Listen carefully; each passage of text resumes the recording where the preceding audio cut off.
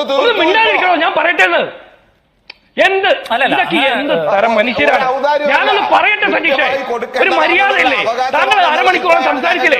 ഒന്ന് പറയട്ടെ സതീഷേ, ഒന്ന് പറയട്ടെ. നിങ്ങളുടെ സർക്കാർ ആത്മഹത്യ ചെയ്തിട്ടുള്ള മനുഷ്യര് താങ്കൾ എവിടെയാണ്? കാരണം ഈ മാസപ്പടി കേസിലെ ഏറ്റവും പ്രധാനപ്പെട്ട പ്രശ്നം എന്താണെന്ന് വെച്ചാൽ താങ്കൾ പറഞ്ഞിട്ട് അതിന്റെ മറുപടി കൃത്യമായി പറഞ്ഞിട്ടുണ്ട്. ഇനി ഒരാളും പറയുകയില്ല, ഞങ്ങൾക്ക് നല്ല ധാരണയുണ്ട്. ഒന്ന് പ്ലീസ് സതീഷെ അലമ്പാക്കല്ലേ പ്ലീസ്. ഞാൻ പറയട്ടെ, ഞാൻ പറഞ്ഞു തുടങ്ങിയല്ലോ. താങ്കൾ പറഞ്ഞപ്പോൾ ഇടപെട്ടില്ലല്ലോ.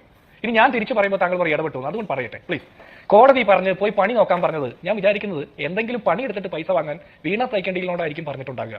മാസപ്പടി കേസിൽ ബാംഗ്ലൂർ ഹൈക്കോടതി, ഡൽഹി ഹൈക്കോടതി, കേരള ഹൈക്കോടതി, സുപ്രീം കോടതി, രാജ്യത്തെ ഒട്ടുമിക്ക കോടതികളിലും കേരളത്തിലെ മുഖ്യമന്ത്രിയുടെ മകൾ കയറി നടക്കുന്നതിന്റെ കാരണം എന്താ? എന്ത് സേവനം ചെയ്തിട്ടാണ് 1.25 കോടി രൂപ മാസപ്പടിയും 1 കോടി രൂപ കടമായിട്ടും വാങ്ങിയത് എന്ന് ഉള്ള ചോദ്യത്തിന് ഉത്തരമില്ല. ഇത് നിങ്ങൾ കോടതിയിൽ രഹസ്യമായി കൊടുക്കാമെന്ന് മാത്രം പറഞ്ഞപ്പോൾ കേരളത്തിലെ മുഖ്യമന്ത്രിയുടെ മകളാ ഒരു രാഷ്ട്രീയ ചോദ്യം ഉയർത്തപ്പെടുമ്പോൾ രാഷ്ട്രീയമായിട്ട് മറുപടി പറയണം. സതീഷിന് പോലും അറിയില്ലല്ലോ എന്ത് സേവനം ചെയ്തതെന്ന്. ആർക്കും അറിയില്ല. ആർക്കും അറിയാത്ത രഹസ്യം മാസപ്പടി വാങ്ങിയ വീണ തൈക്കടികളോടും കൊടുത്ത കർത്തയിലും അവസാനിക്കട്ടെ എന്നാണ് നമ്മൾ വിചാരിക്കേണ്ടത്. അല്ല. അപ്പൊ വിഷയം ചർച്ച ചെയ്യപ്പെടട്ടെ. ഞാൻ ഇനി ഓരോ കാര്യങ്ങൾ, താങ്കൾ കുറെ കാര്യങ്ങൾ പറഞ്ഞുകൊണ്ട് ഈ ജാഥ തുടങ്ങുന്നതിന് മുമ്പ് UDF-ന്റെ നേതൃത്വത്തിൽ, പ്രതിപക്ഷ നേതാവിന്റെയും UDF നേതാക്കന്മാരുടെ നേതൃത്വത്തിൽ health conclave, business conclave, IT professional ആയിട്ടുള്ള കോൺക്ലേവ്, ഇങ്ങനെ ഒരുപാട് കോൺക്ലേവുകൾ നടത്തി അവരുമായിട്ട് അഭിപ്രായം സ്വരൂപിച്ചുകൊണ്ട് ഞങ്ങൾ പൗരന്മാരെ കേട്ടുകൊണ്ടാണ് ഞങ്ങളുടെ ജാഥയിൽ ഉടനീളം മുന്നോട്ട് പോകുന്നത്. നിങ്ങൾ പൗരപ്രമുഖന്മാരെ തീറ്റിപ്പോറ്റിക്കൊണ്ട് നിങ്ങളുടെ നവകേരള സദസ്സ് നടത്തി. എന്ത് റിസൾട്ട് ഉണ്ടായി? ഞങ്ങൾ കേരളത്തിലെ സകല വിഭാഗത്തിൽപ്പെട്ട മനുഷ്യരെയും പൗരന്മാരെയും കേട്ടുകൊണ്ട് ഞങ്ങളുടെ ജാഥയുമായിട്ട് മുന്നോട്ട് പോകുന്നു. ഒരു കാര്യം ഓർമ്മിപ്പിക്കാം. പയ്യന്നൂരിലെ പാർട്ടി ഗ്രാമത്തിലെ ബ്രാഞ്ച് കമ്മിറ്റിയിൽ 17-ൽ 12 പേരും കുഞ്ഞികൃഷ്ണനോടൊപ്പമായിരുന്നു.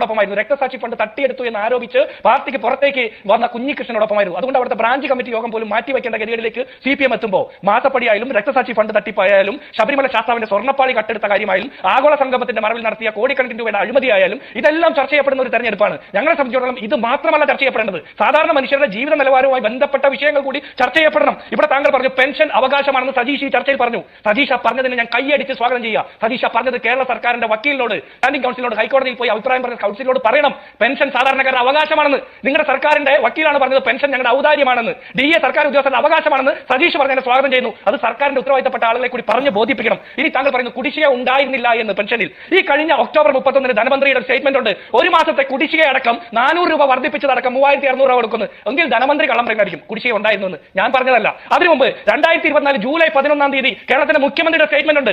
5 മാസത്തെ കുടിശ്ശിക ഉണ്ടായിരുന്നപ്പോൾ ആളുകൾ ആത്മഹത്യ ചെയ്യുന്ന സമയം ഉണ്ടായിരുന്നപ്പോൾ പിച്ച തട്ടിയെടുത്ത് സമരം ചെയ്യുന്ന സമയത്ത് മനോരമയിൽ അടക്കം വാർത്ത വന്നിട്ടുള്ളതാണ്. 2024 ജൂലൈ 11 മുഖ്യമന്ത്രിയുടെ സ്റ്റേറ്റ്മെന്റ് എന്താണെന്നറിയോ? 5 മാസത്തെ കുടിശ്ശികയിൽ 2 മാസത്തെ കുടിശ്ശിക, അതെ 2 മാസത്തെ കുടിശ്ശിക ആ വർഷം കൊടുക്കും.